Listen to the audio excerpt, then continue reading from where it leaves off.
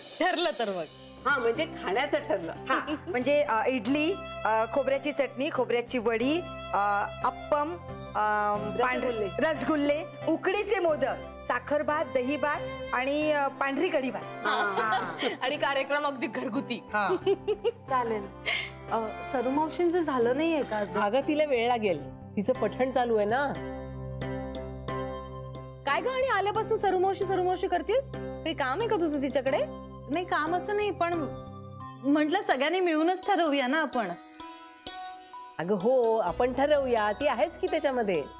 वंच, शर्यूला phone केलात का? केला होता. तिचं सगळं टेंटेटिव्हच आहे. याला काय अर्थ आहे?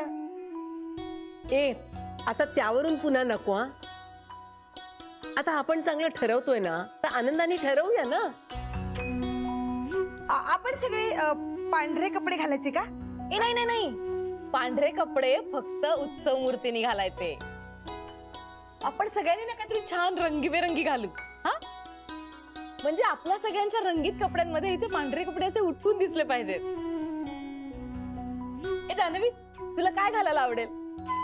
काही तसं नाही, म्हणजे सांग ना, साडी की ड्रेस? ए ते टिपिकल नको. तुम्ही म्हणाल तसं. साडीही चालेल, ड्रेसही चालेल. गाऊन चालेल, छान असा परीसारखा. हो ना, मस्त दिसेल. हो हो.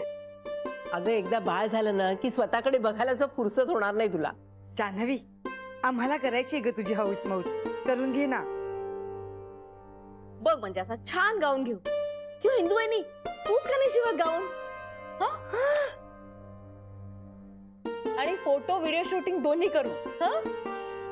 हो हो चालेल. सरू मावशींना आज जरा जास्तच वेळ लागतोय का? अगं नाही, रोज एवढाच वेळ लागतो. आणि एवढं करून लग्न जमवायची वेळ आली की काय करते माहितीच आहे ना आपल्याला. असू दे ना बेबी, जाऊ दे ना. श्रीच्या डोक्याला ना आता नवा ताप.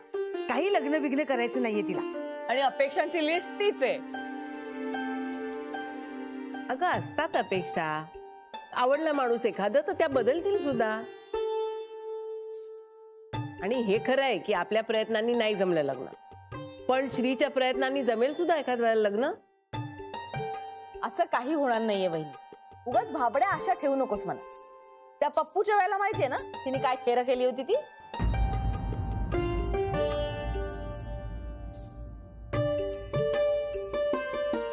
जान्हवी, काय झालं? कसला विचार करतेस?